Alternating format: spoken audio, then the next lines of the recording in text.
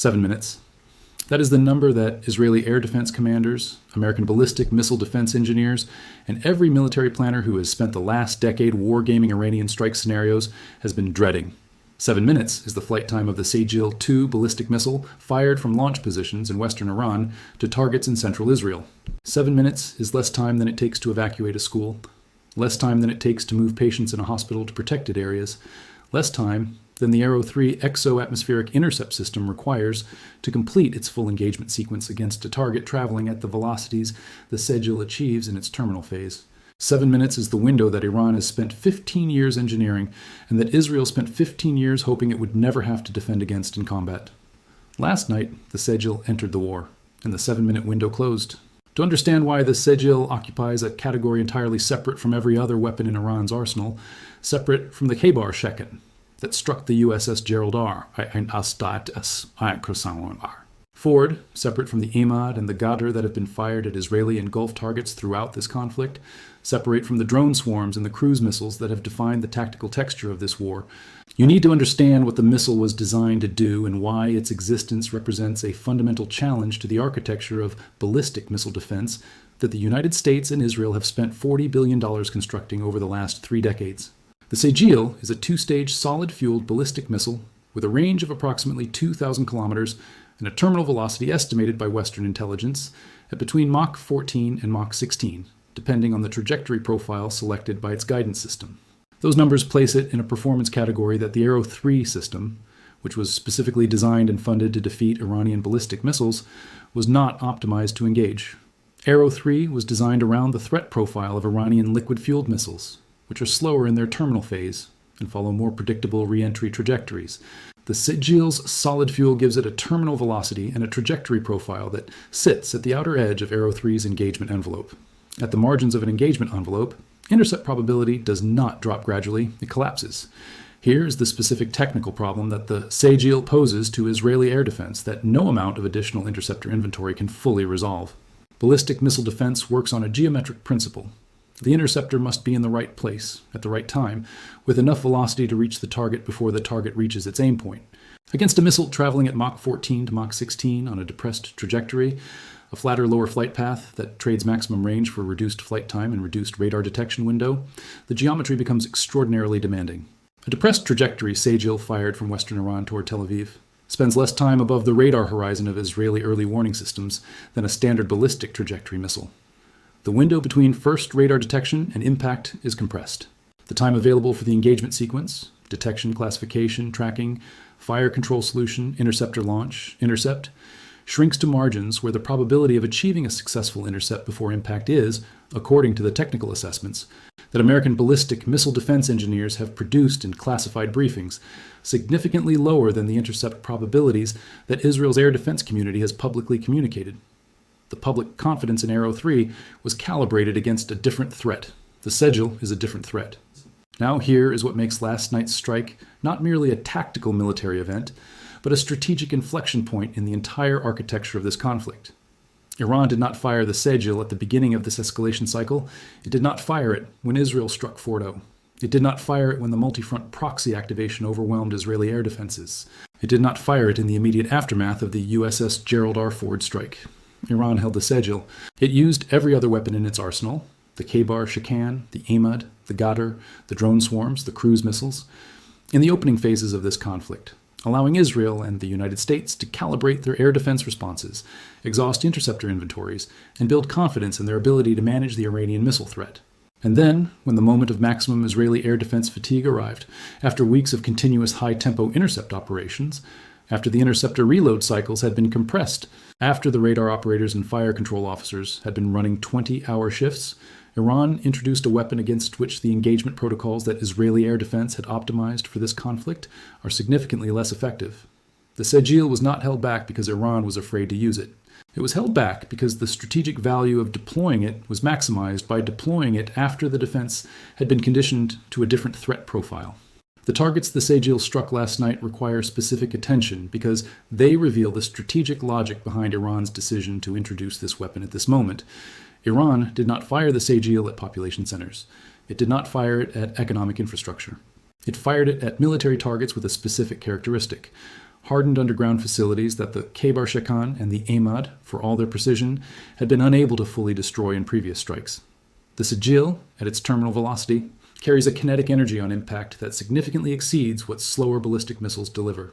The physics are straightforward. Kinetic energy scales with the square of velocity, which means a missile arriving at Mach 15 delivers more than twice the penetrating energy of a missile arriving at Mach 10, even with the same warhead mass. Iran used the Sejjil against targets that required that penetrating energy, targets that had survived previous strikes and that contained capabilities that Iran's supreme leadership had determined needed to be eliminated before the next phase of the conflict could proceed. The specific targets are still being assessed by Israeli military sensors, but the signature of the damage at the impact sites, the depth of penetration, the structural collapse pattern, is consistent with what engineers and weapons analysts predicted for a Sejjil impact at full terminal velocity. The American response to the Sejjil's combat debut has been rapid, deeply concerned, and revealing about a vulnerability in American ballistic missile defense posture that has never been publicly acknowledged with this level of directness. The Terminal High Altitude Area Defense System, THAAD, which the United States has maintained in Israel and across Gulf partner nations as the upper tier of the regional ballistic missile defense architecture, was not designed with the Sejjil's terminal velocity profile as its primary threat case. THAAD's engagement envelope extends to targets traveling at velocities up to approximately Mach 14 at engagement altitudes, optimized for theater ballistic missiles on standard trajectories.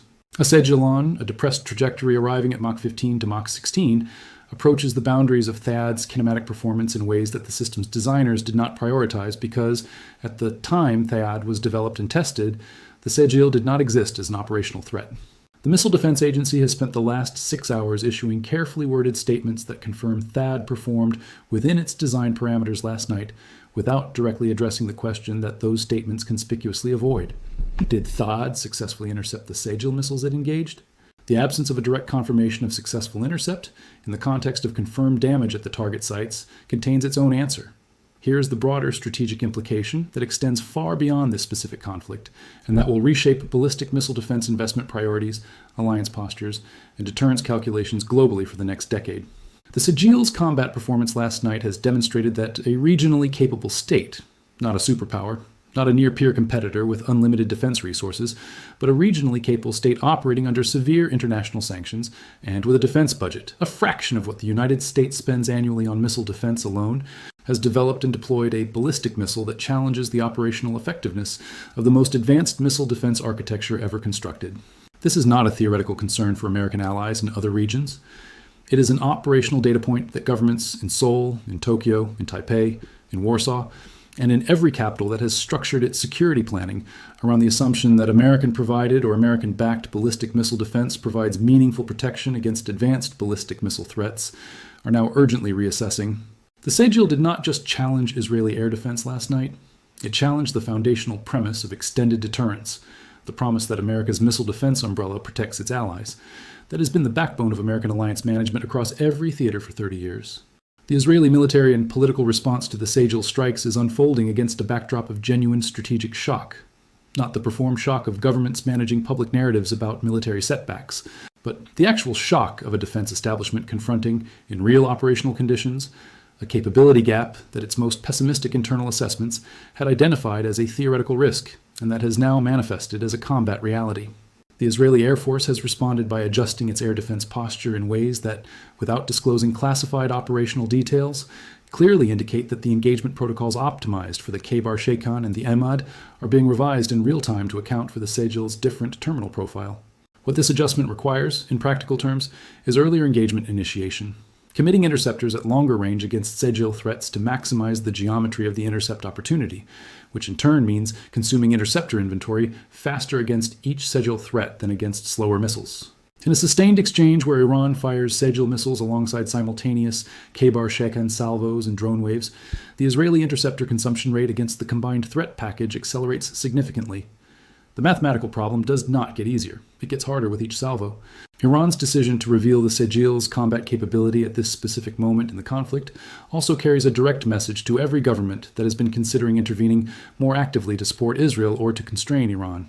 The message is addressed most directly to the United States, which has been moving additional naval and air assets toward the region in response to the strikes on American bases, and which has been finalizing strike packages against Iranian military infrastructure that would represent the most direct American military action against Iran since the tanker war of the 1980s. The message is this: the air defense systems that protect American forces across the Gulf region, the THAAD batteries at Al Udeid, the Patriot systems at Ain al-Assad, the naval SM-6 interceptors aboard the destroyer escorts of the Ford Strike Group, face the same fundamental engagement geometry problem against the Sejjil that Israeli Arrow 3 and THAAD faced last night.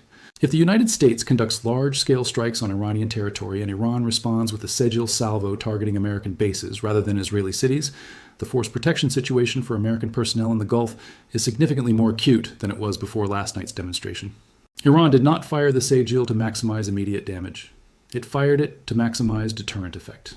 To make Washington calculate, one more time, whether the price of the strike packages on the targeting shelf is a price that American commanders and American politicians are prepared to pay. What happens next in this conflict depends on whether the introduction of the Sejjil changes the fundamental strategic calculus in Washington and Jerusalem, or whether it accelerates the decision that both governments have been approaching for weeks, that the only way to end the threat the Sejjil represents is to destroy the infrastructure that produces and deploys it, at whatever cost that destruction requires. There are voices in both capitals who argue that the Sejjil's combat debut makes the case for immediate, overwhelming military action against Iran more urgent, not less, that every day of delay is a day in which Iran fires more Sejjil missiles, learns more about engagement responses, and refines its targeting. There are voices who argue that the Sejjil's demonstration of the limitations of American and Israeli missile defense makes the case for a negotiated off-ramp more compelling, that a conflict, where both sides have demonstrated the ability to inflict significant damage on targets, the other side cannot fully protect, is a conflict that serves neither side's long-term interests. And there is the position that Iran's supreme leadership is counting on both sides being unable to resolve. The position of paralysis, in which the escalation costs of action and the strategic costs of inaction are both so high that the decision loop extends past the point where any good option remains. 7 minutes from launch to impact, and not enough time in 7 minutes or 72 hours to find a clean answer.